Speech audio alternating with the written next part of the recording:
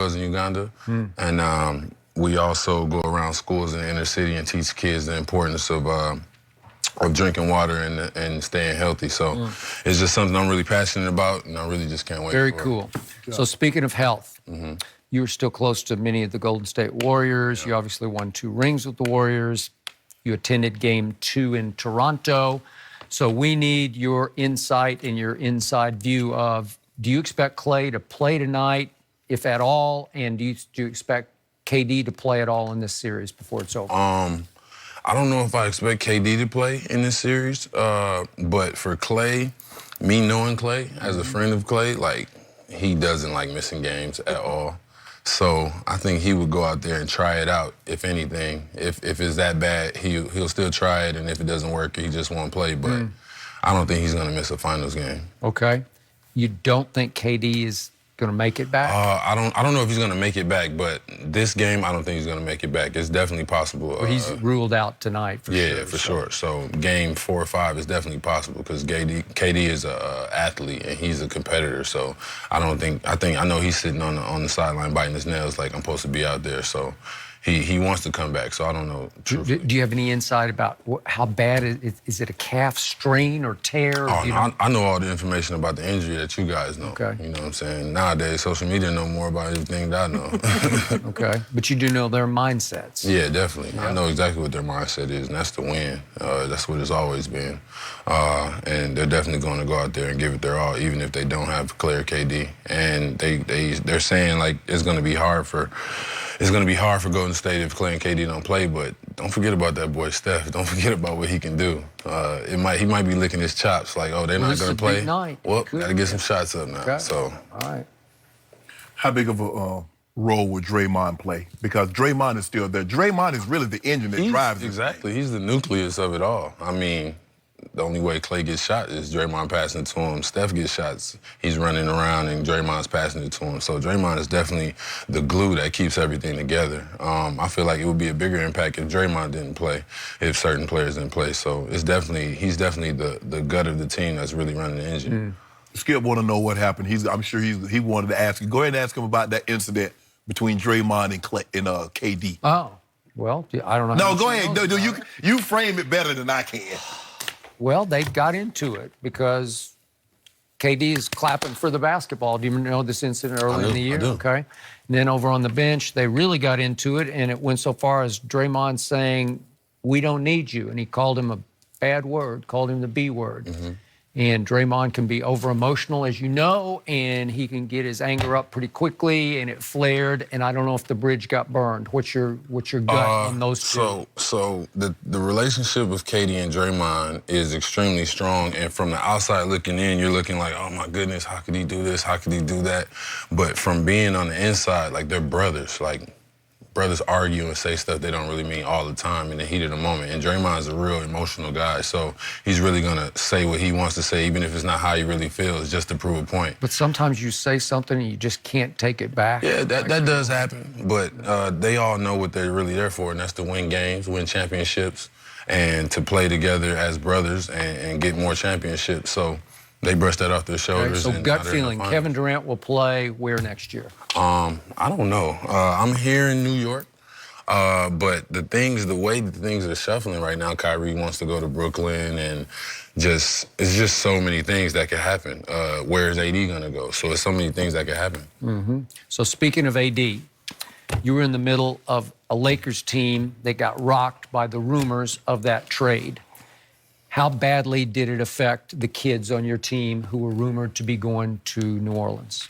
So in everyone's defense, when I was younger, and I think I got traded my first time was Washington to Denver, when the rumors were going on, I was flustered, I'm not going to lie. Like, it's a hard thing to deal with, especially if you've never been traded, and especially if you're in L.A. Like, you're going from L.A. to New Orleans, that's a life change.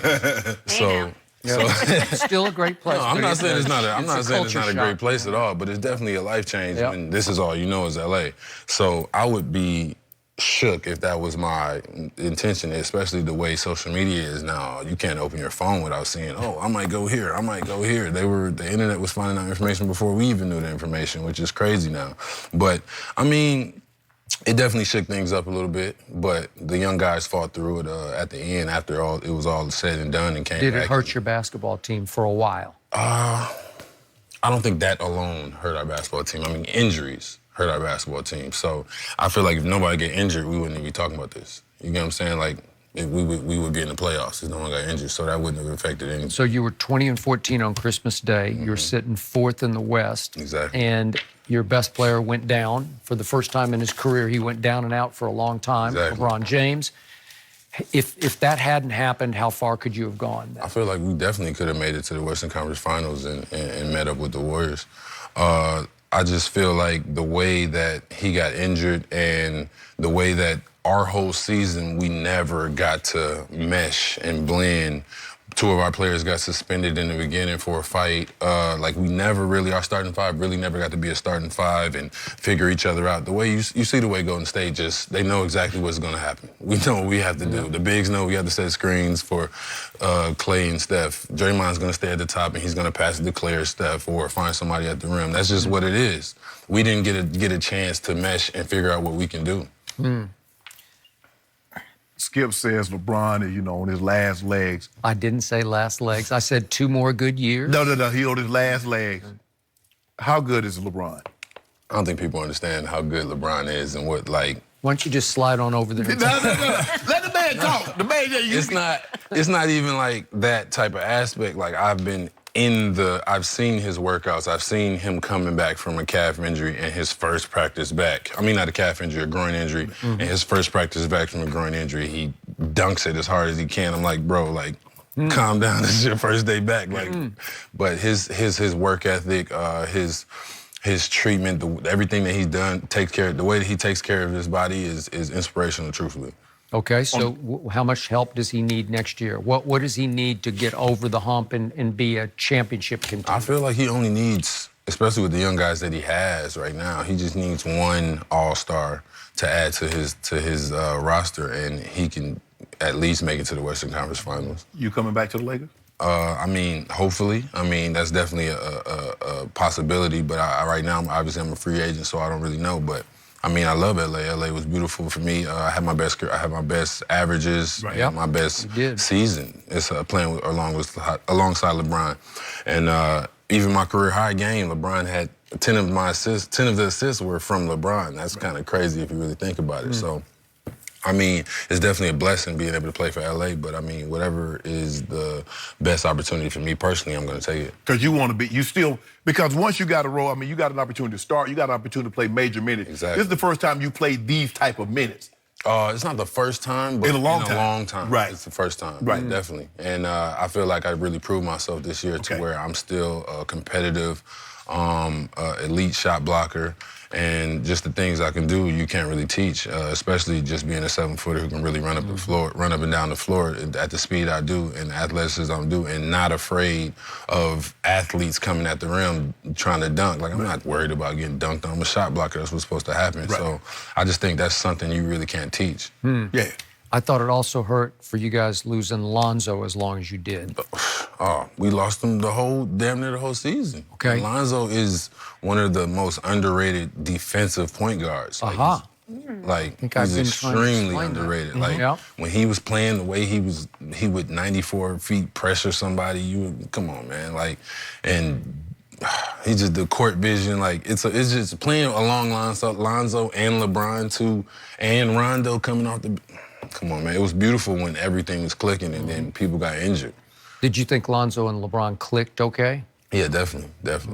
I think Lonzo definitely looked to LeBron and saw the leadership that LeBron was bringing, and it helped Lonzo's game also, but unfortunately he got injured, so it kind of stifled everything. Well, you know, to get that all-star, you're probably going to have to give up some of that young nucleus. That's true. I feel like that's what the Lakers are afraid of, is having to give up too much for a player like AD or whoever wants to come to the Lakers. Well, they hope if they can get somebody via free agency, there it is. You don't have to give up that. There it is. But the likelihood of that happening, you're probably going to have to break some of that core up. I think people are overanalyzing how easy it would be to get someone to come to L.A. Like, that was before they found out that what's going on up at the top. That's cool, but you got to think about it. Like, if things happen all the time, it's just magnified in L.A. Like if all this was happening in OKC, no one would say nothing just because it's not as big as a market as LA. Okay. If up top. If things were happening to the players, yeah, but up top, like, no one would be worried about it. But people are worried about it because it's Magic, one of the best basketball players ever. It's the Lakers, you know what I'm saying? So everything's just magnified.